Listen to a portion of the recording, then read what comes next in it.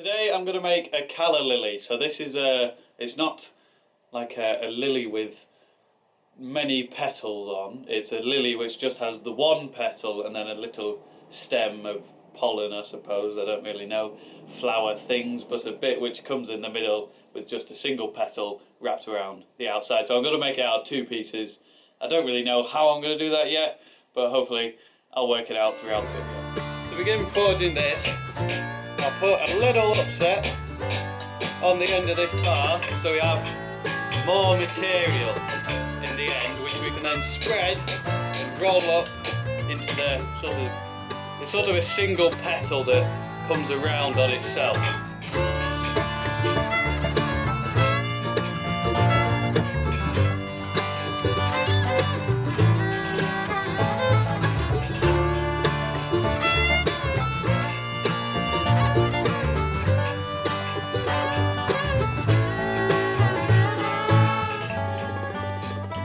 Got a pretty big upset on the end of the bar now, so I've got to work on the preform before we spread it, because the preform will dictate what shape we get when we do spread it with a crosspeen to gain that width.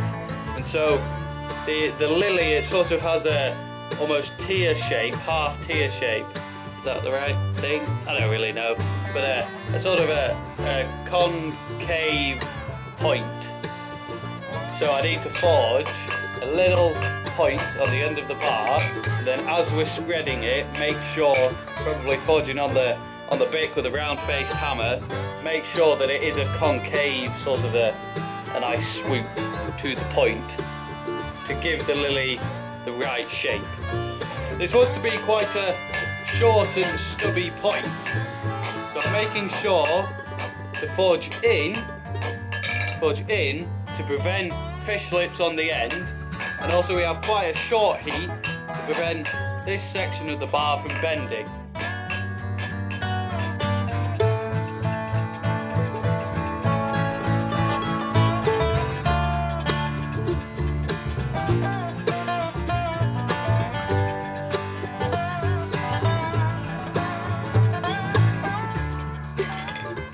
Now we have to spread it, and I'll do that with a cross peen, making sure to work the middle first and then out, because if you work from the edges will get cold and just burn off, and you'll have a bad time. So work from the middle out.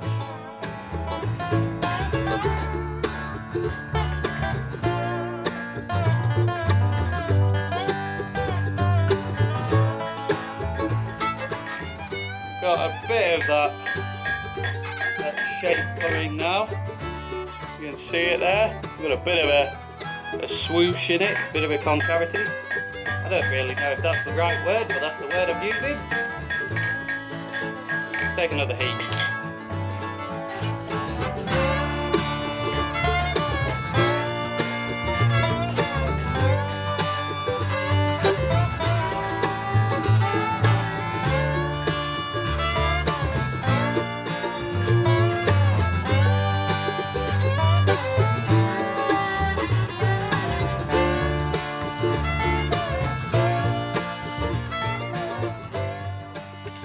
You can see we've got quite a lot of width on the piece now, so hopefully when we roll it up into that lily, we have a lot of volume in the end. And also you can sort of see that a bit of a concavity to the profile. I don't know if the preform helped that much. I think it probably did. I'm not really sure. I'm just making it up.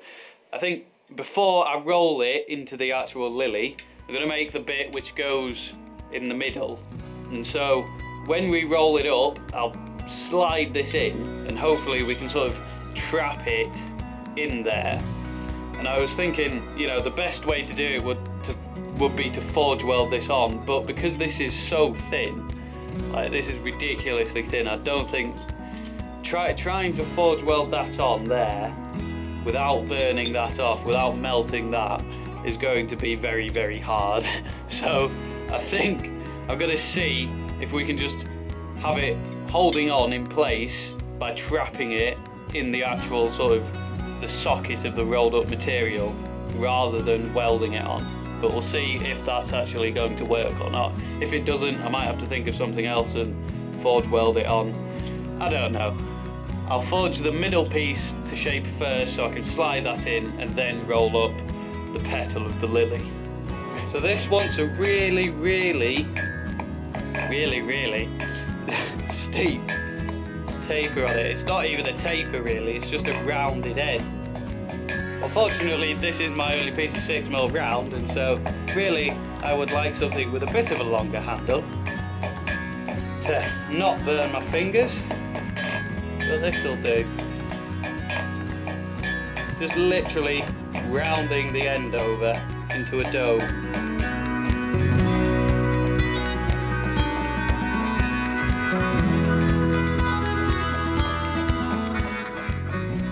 I'll put a reverse taper on the piece now so it can sort of taper back into the flower.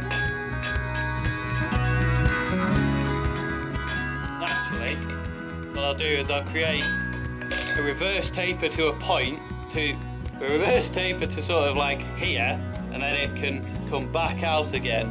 And so hopefully that can act almost like a dovetail to hold the material in as we then wrap that up in the flower to tighten it, so it's then, it can't go down because the socket's there, and it can't come out because it's then trapped in like a dovetail.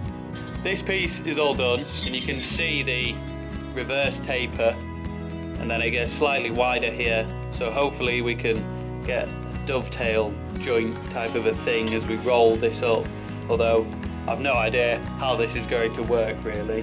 I may have to do a sneaky stick weld or something. Sorry, traditional blacksmiths. I don't know. We'll have to have a think. I'll start to roll this piece up, and we can see how it's coming together and see how whether we have enough space to try and get that in. I don't know.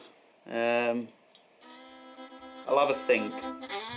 I've cut this piece off the bar, and I think the only way that I can really do this is to weld this onto the bar. I'm sorry, I would have liked to do this a different way, a more traditional blacksmithing way, but I think a fire weld, I'm just going to melt that material, and the way that I wanted to do it, like a dovetail kind of a thing, where this would sit in there, and because this end is wider than that, as we then roll this up, we would sort of trap it, and so it couldn't move out and it couldn't move down.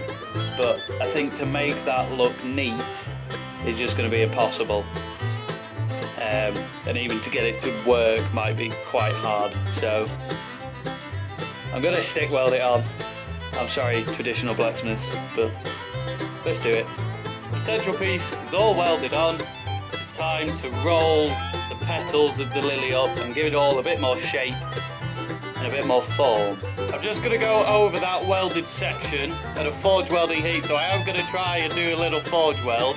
I think if I just quench off that end, I should be able to get it on. Hopefully, we'll see.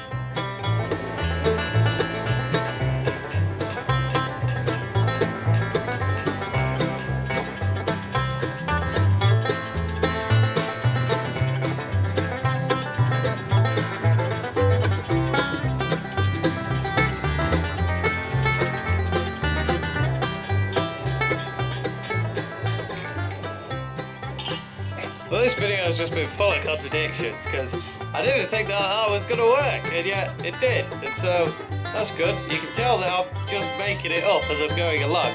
Anyway, it is now time to try and roll up the actual petal of the flower, so I'll probably work it, from this end out, like you would any other socket, really.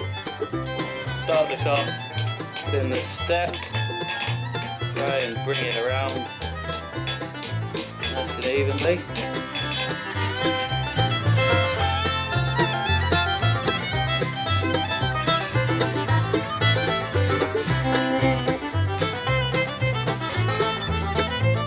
I need to get a bit more of a bend on the end of these petals. I might do it with a pair of tongs actually.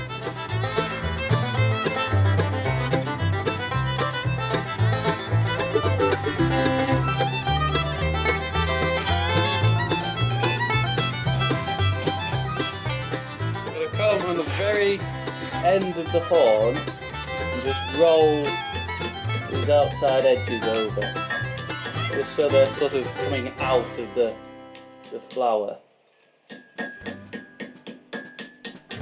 Also just coming over the edge here to bend it out.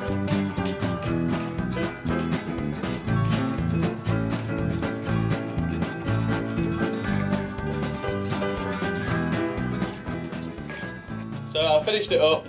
I sort of bent it out a bit more around the outside here. Just brought those edges round. If anything, they could come round a little bit more. And then tapered down the stem a bit, as 10mm was just a bit chunky. It's probably about a rough 8mm. And I've also shaped it a little bit better, so it's a bit more natural.